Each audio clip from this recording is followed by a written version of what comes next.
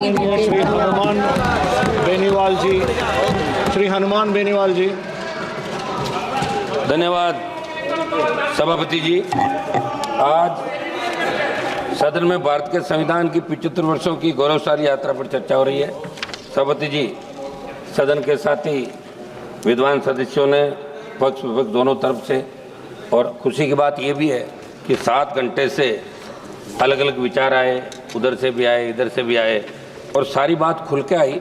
निश्चित रूप से वर्ल्ड के अंदर हिंदुस्तान सबसे बड़ा लोकतांत्रिक देश है और दूसरे देश हिंदुस्तान को फॉलो करते हैं। प्रत्येक धर्मनिरपेक्ष देश भी है, यहाँ प्रत्येक धर्म को मानने की एक हर व्यक्ति की आज़ादी है।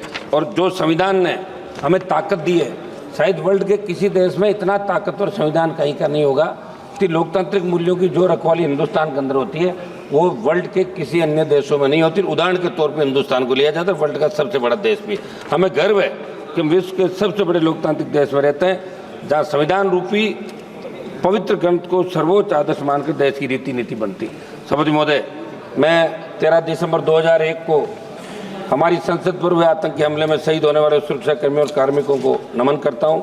मैं नमन करता हूँ बाबा साहब भीमराव अम्बेडकर जी, सर छोटूराम जी, शिवाजी महाराज, महाराजा सूरजमल जी, चंद्रशेखर आज़ाद जी, अशफाक उल्लाह खान जी और भगत सिंह जी तथा सुभाष चंद्र जी बोस और उनके जैसे वीरों और महापुरुषों को नमन करूंगा।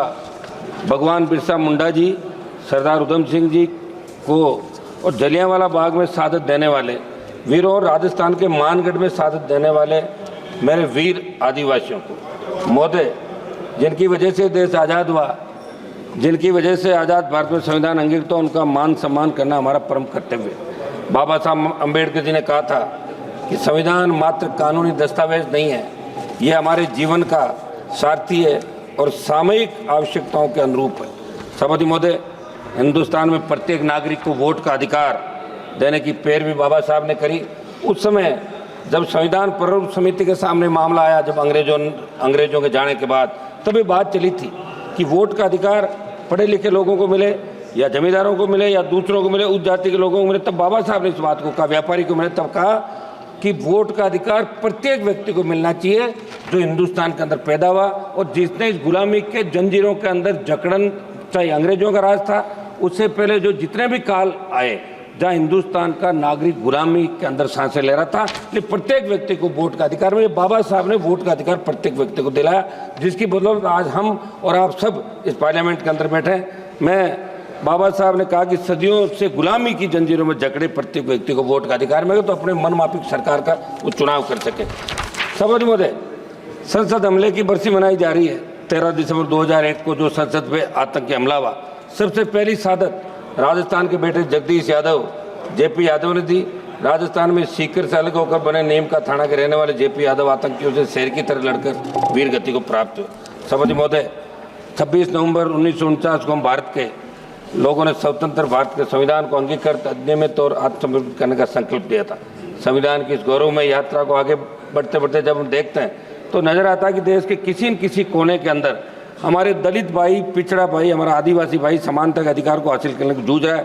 राजस्थान की मैं बात करूंगा, जालोर जिले के साइला तहसील के सुराना गांव में कथित तौर पर पानी की मटकी को छूने पर हुई पिटाई के अंदर एक 9वीं क्लास का बच्चा इंद्र मेघवाल, जिसकी मौत हो गई। मैं खुद मौके पर गया था। पाली के सरकारी हॉस्पिटल में कोविड हेल्थ सहायक जितेंद्र मेघवाल की हत्या इसलिए कर दी कि आप मूछ नहीं रख सकते, मुँह रखने अधिकार। एक मिनट साहब, बात तो करने दें, ऐसे क्या कर रहे हैं आप? केवल इस बात के लिए कर दी क्योंकि वो मुँह रखता था। हाल ही में बालोतरा में किस्ताराम मेघवाल की हत्या कुछ लोगों ने कर दी। मेरे संसद की खींवसर विधानसभा क्षेत्र के तांतवास गांव में मेघवाल समाज के परिवारों को दबंगों ने पीटा, मगर कोई कार्रवाई वहाँ की पुलिस नहीं कर रही, जहाँ राजस्थान के अंदर आपकी सरकार आती है।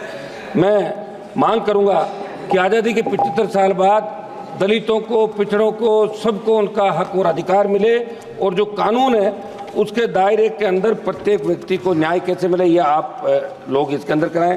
राष्ट्रपति महोदय ने 26 नवंबर 2024 को कहा था कि बाबा साहब अम्बेडकर जी की प्रगतिशील और समाज सोच के छाप हमारे संविधान पर अंकित है। इस बात को देश की सरकार आमसद करे और सोचे कि बाबा साहब की समाज सोच के अनुसार कार्य क्यों नहीं कर रहे हैं। भाजपा के साथी सदस्यों ने देश में लगाया गया आपातकाल का जिक्र किया। हम भी ये कहते हैं कि आपातकाल गलत लगा था, बहुत से लोगों को तकलीफ पड़ी, बहुत से लोगों को जेलों में रहना पड़ा, ये अच्छी नहीं थी। लेकिन इंदिरा गांधी जी की दृढ़ इच्छा शक्ति ने एक झटके में बांग्लादेश को पाकिस्तान चालक कर दिया था और पाकिस्तान को सबक सिखाया था। इस बात को भी आपको याद रखना। एक मिनट साहब, समय दें साहब आप। हम उस समय तो घोषित आपातकाल कर, लेकिन आज जो अघोषित आपातकाल है उसका क्या कोई भी सिस्टम के खिलाफ बोले? सीबीआई, ईडी जैसी एजेंसियां उनकी आवाज़ को दबा देती है। लोकतंत्र में सभी अधिकार समान रूप से लागू होने के बावजूद इस देश के अन्नदाताओं को एमएसपी पर कानून बनाने की मांग, काले कानून वापस लेने से अन्य मांगों के लिए लंबा आंदोलन करना पड़ा। सबसे मतलब 1-2 मिनट में मेरी बात समाप्त कर रहा हूँ। 700 से ज़्यादा किसान शहीद हुए। तमाम हालातों को देखकर लगा कि एक तरफ देश की सरकार आज़ादी के अमृत महोत्सव के बाद, दूसरी तरफ देश की चुनी हुई सरकार को माननीय श्री एक मिनट मलेश बाबू जी, एक मिनट दें साहब, 1 मिनट समय दें। Last minute. आर्थिक न्याय नहीं दे पा रही है। लास्ट मिनट सर, आर्थिक न्याय नहीं दे पा रही है। मेरी मांग है कि किसानों की कर्ज माफी, एमएसपी को कानूनी मान्यता देने के बाद आप स्वीकार करें।